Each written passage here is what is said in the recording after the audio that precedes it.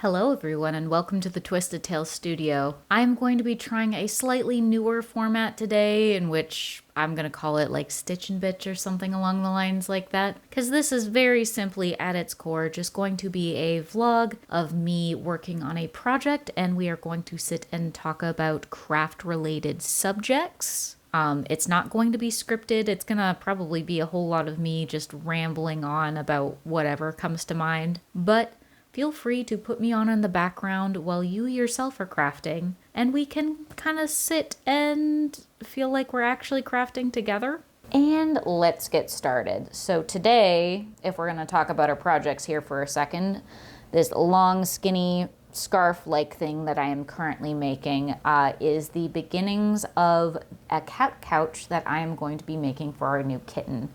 We got a 4-month-old little black cat just these past couple of weeks. He's very adorable. Also very kitten. I forgot how energetic kittens can be. It has been quite a long time since I've had a little baby cat in my life. And I feel like this was much easier when I was a kid or a teenager keeping up with a kitten. He is just so full of energy. It is unbelievable. Anyway, as a true cat mom, I am obligated to spoil him rotten and make him tons of adorable things just because I can. Actually, this is the first time in a while that I've bought yarn specifically for a project because I am trying to use as much of this stash here as I can, but I didn't have enough to make the couch one solid color if I was just using the stash behind me. I've only got fairly small quantities of most of these colors. So I made a trip to Michael, I know, so hard.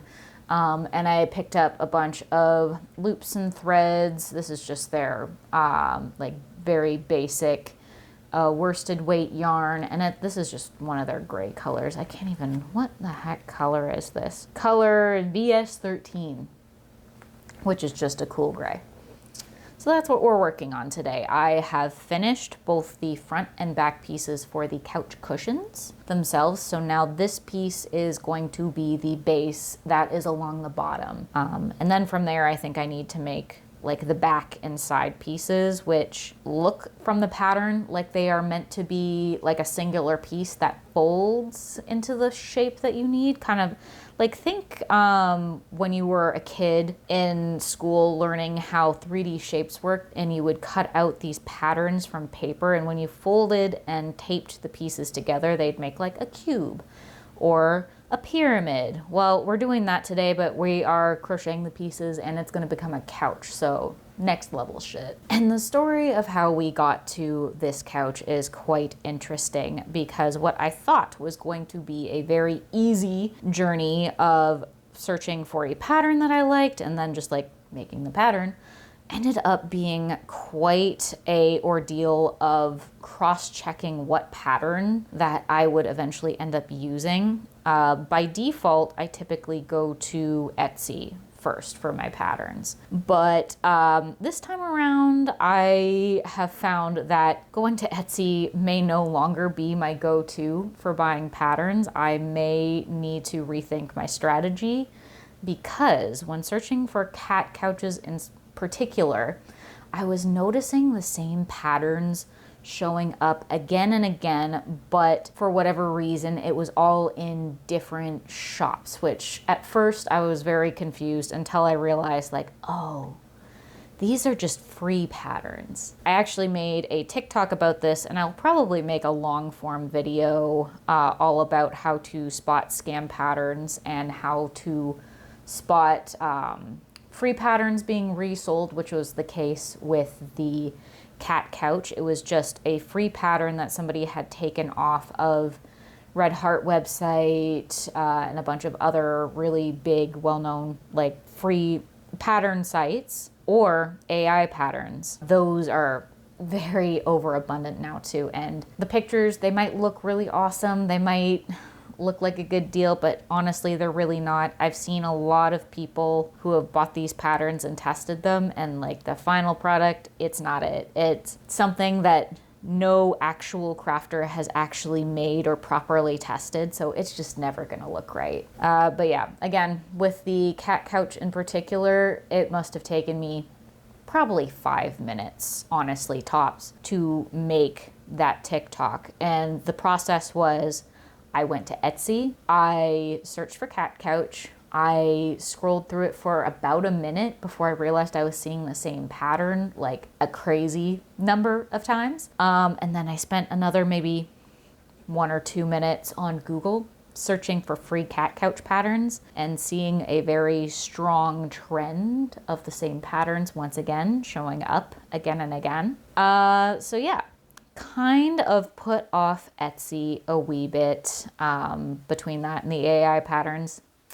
It's just not it. So let that be a lesson to everybody. If you are going to go shopping online for patterns, make a point to try and find out about the people who are posting them, because honestly, most people who are pattern makers these days, their shops live or die based on their social media presence. So if somebody is a legitimate pattern maker, they will likely have an Instagram or a TikTok or a YouTube or like something, a blog, anything. You'll want to check that and see pictures of these people actually making things in real life and in the flesh. And if those don't exist, honestly, I'm just not going to buy them anymore. That I think is the line in the sand for me. If you can't post pictures of yourself actually making anything, and it doesn't have to be full process photos of that specific pattern that I'm looking to buy, literally pictures, videos, any of this creator making anything, then I can go in with a little bit more confidence that what I am doing is actually supporting a legitimate creator. Yeah, and honestly, like going through Pinterest and even places like Facebook these days really isn't much better. If you're a crafter and you're still on Facebook, honestly, I don't know why I continue trying to give it a chance. Mainly because I've got family members who are only on Facebook, so that's the only way they can see what I'm doing, or I can see what they're doing. But like my feed, I swear, is like probably at least 50 to 60% AI generated content of like amigurumi patterns, or it's like, oh, look at this little old lady crocheting this crazy, basically amigurumi that looks totally unreal. And it's because it is. It's just AI generated content. I definitely want to at some point do a bit more of a deep dive into how to spot things like AI generated content. For me, I find it not too difficult to spot them, and I feel like a lot of people are really starting to catch on. The more you stare at a thing, the more you learn how things works, the easier it is to spot the inconsistencies. I am very, very used to looking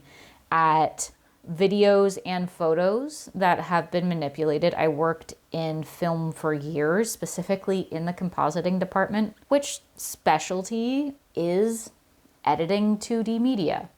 So whenever I see things like weird shadows, just like really odd lines, like if the lines of the background aren't consistent, that's typically a big red flag. Another big red flag that I find, and I don't know if anybody else really notices this very much, but I find that pictures that are AI patterns also tend to look very dreamlike. And what I mean by this is that it looks like somebody has gone in with a blur and just like added a blur filter over everything, because everything is always very soft. The lighting is super even, which like you can do, like if you're a really good photographer, nice, even, not too harsh lighting is kind of the goal.